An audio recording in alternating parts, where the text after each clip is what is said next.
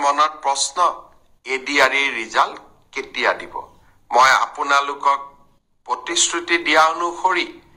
একেবাৰে মাৰ্চ মাহৰ 7 তাৰিখৰ আগতে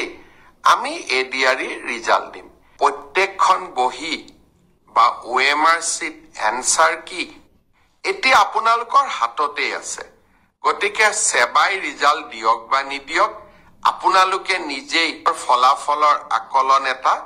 কৰিয়েই ল'ব পাৰে এডভান্টেজ অসমৰ পিছত মই দেখি আছো মোক বহুতবোৰ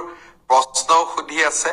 কিছুমান প্ৰশ্ন মই চাই লম আৰু গোটেই কেইটা প্ৰশ্নৰ উত্তৰ মই এডভান্টেজ অসমৰ পিছত আপোনালোকক দিম বিশেষকৈ এডিআৰই ৰিজাল্ট কোন তাৰিখে দিব অসম পুলিচৰ ৰিজাল্ট কোন তাৰিখে দিব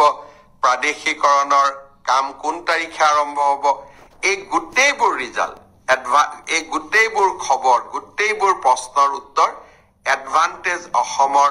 পিছত দিম